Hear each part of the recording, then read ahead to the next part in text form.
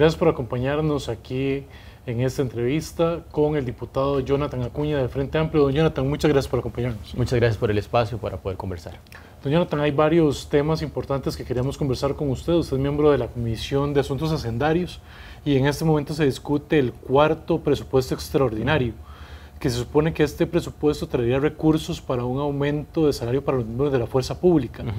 Pero el gobierno pretende sacar ese dinero de las asociaciones de desarrollo. Entonces queríamos que usted nos comentara un poco cuál ha sido ese proceso que se ha llevado en la comisión.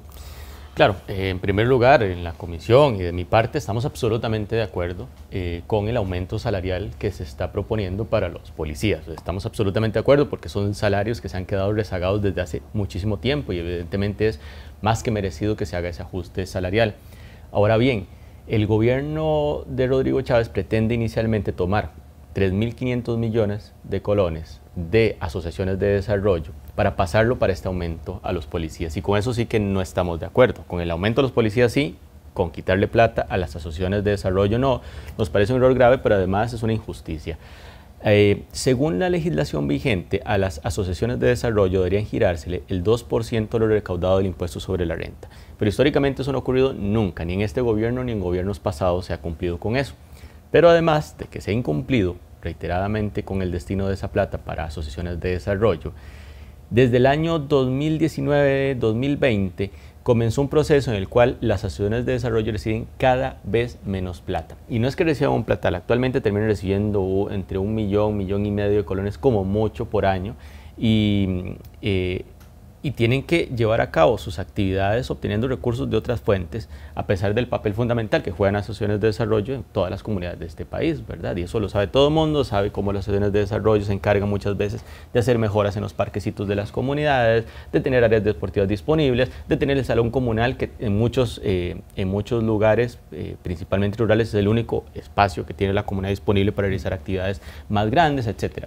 Y bueno, tenemos entonces que ahora este gobierno, siguiendo con la línea de incumplir con el destino de los recursos para acciones de desarrollo, no solo hace eso, sino que además pretende recortar cada vez más la plata para las asociaciones de desarrollo.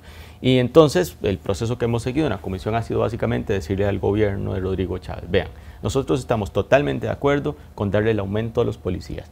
Queremos dar ese aumento, pero al mismo tiempo que no se recorte la plata para asociaciones de desarrollo. Construimos un acuerdo, básicamente haciendo una modificación a la propuesta inicial que hace el gobierno, una modificación que logra mantener toda la plata para este aumento salarial y evita al mismo tiempo que se le recorte a las asociaciones de desarrollo que han dejado muy pero muy claro que sí que requieren esa plata. Estuvieron en la comisión, explicaron cómo en muchas ocasiones no es que ellos no quieran usar la plata, sino que el gobierno no se las termina girando, termina poniéndoles un montón de palos a la carreta para evitar girar la plata, pero que la plata sí que se requiere. Y por último, a decir que así como se requiere la plata para el aumento salarial a los policías, que es un asunto también vinculado a poder atender la crisis de inseguridad que vive el país, tener policías bien pagados también ayuda a combatir la crisis de inseguridad.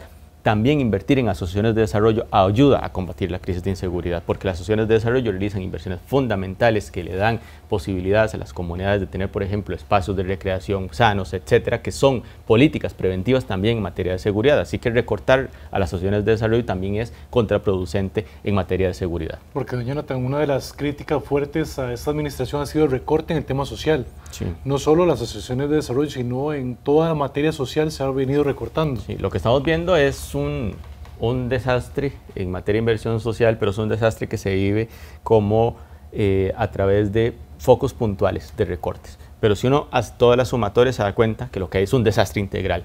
¿Por qué? Porque aquí hemos visto, por ejemplo, cómo han recortado 113.000 becas Avancemos, han recortado 7.500 cupos de la red de cuidado, han recortado los recursos que le pasan a las organizaciones que protegen a niños en condición de vulnerabilidad, a las familias de acogimiento. Hay más de 16.000 niños en este país que requieren que o instituciones o familias les reciban porque no tienen cuidado de su familia biológica.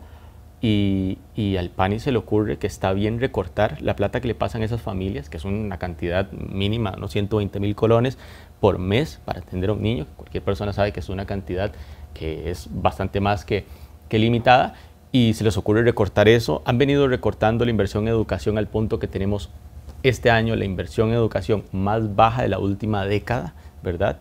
Respecto al PIB. Entonces, como son muchos casos así separados, cuando uno hace las sumatorias lo que se da cuenta es que hay una planificación de parte del gobierno que hace que se premie lo fiscal por encima de la inversión social.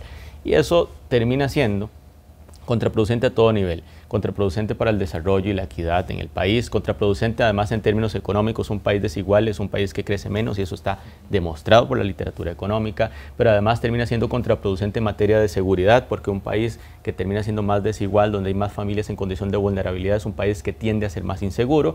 También eso está demostrado por la literatura. Entonces lo que tenemos es un gobierno interesadísimo en que el Ministerio de Hacienda pueda salir a dar sus cifras fiscales, aunque sea a costa de desangrar la inversión social. Porque en ese tema que toca usted tan importante, don Jonathan, de la seguridad, lo hemos visto en los últimos 2 años, cómo se han venido incrementando la ola de homicidios relacionados con el tema de narcotráfico.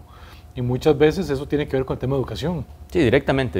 El narcotráfico ha encontrado siempre tierra fértil en aquellos lugares donde el Estado no cumple con obligaciones que tiene con sus ciudadanos y ciudadanas. Entonces, donde el Estado no cumple, por ejemplo, con la obligación de dar acceso a educación pública, gratuita, de calidad, donde el Estado no cumple con la realización de inversiones necesarias en materia de salud, donde el Estado no da oportunidades de desarrollo empresarial, donde el Estado no se hace presente el narcotráfico. Y eso está demostrado en toda América Latina, ha venido aconteciendo de esa manera. Esa ausencia de la presencia de la inversión por parte del Estado para asegurar acceso a oportunidades se termina convirtiendo en terreno fértil para que entonces ocupe el espacio vacío que deja el Estado, el narcotráfico.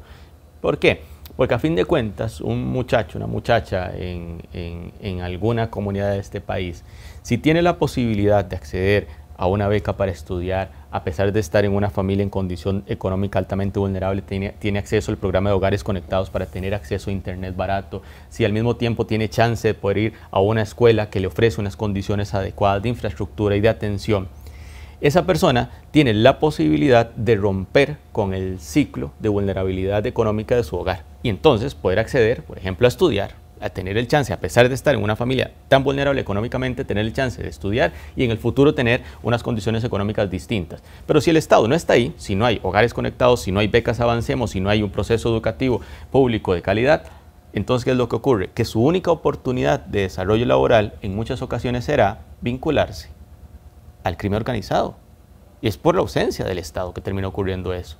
Si no existe la posibilidad de un camino de oportunidades para que cada quien pueda formar su futuro, entonces lo que ocurre es que queda nada más el espacio para que termine primando un acceso al crimen organizado que termina ofreciendo además culturalmente unas condiciones de acceso rápido a riquezas, aunque sean a costa de unos riesgos y unos peligros gigantescos. Y por eso es que vemos a tantas personas tan jóvenes cayendo justamente dentro de esas redes de crimen organizado.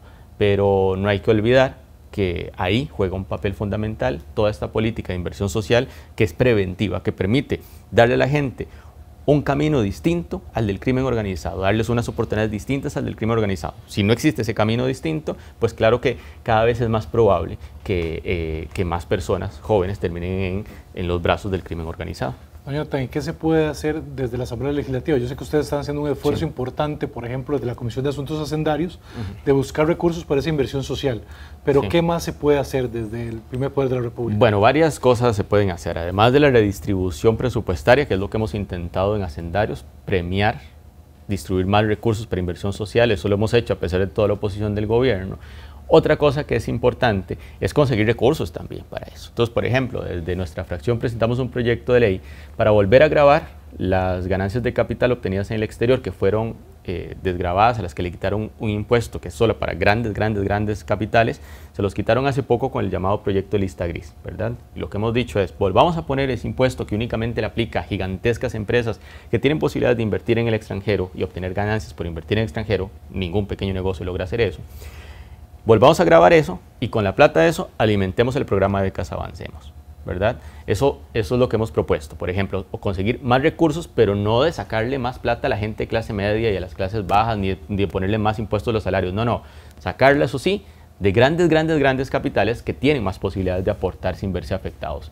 Y por otra parte, otra cosa que hemos propuesto y que espero que avance pronto acá en la Asamblea Legislativa, en conjunto con otras fracciones, hemos propuesto proteger esos destinos de recursos para inversión social, porque lo que ocurre es que en el 2018, con la reforma fiscal aprobada, se terminaron desprotegiendo varios destinos que estaban especificados en la ley que decía tanta plata es para estos programas sociales y terminaron quitando su obligación de dedicar tanta plata a esos programas sociales. Eso hay que reinstalarlo porque estos programas sociales no pueden ser objeto de lo que vaya deseando el ministro de Hacienda de turno. Tienen que ser políticas de Estado. El programa de becas Avancemos tiene que ser una política de Estado, que da igual cuál gobernante o cuál ministro de Hacienda esté hoy o esté dentro de 10 años. Como sociedad tenemos que comprender que es un programa absolutamente necesario para dar acceso a educación a las poblaciones más vulnerables y por tanto debería estar establecido por ley cuánta plata vamos a dedicarle a eso y no dejar que el ministro de Hacienda hoy o el de mañana quiera dedicarle más o menos plata, y tenemos proyectos de ley para lograr eso. Don Jonathan, lamentablemente nos gana el tiempo, pero queremos agradecerle por habernos acompañado. Muchas gracias y agradezco mucho este tipo de espacios. Continúa con nosotros y gracias por habernos acompañado.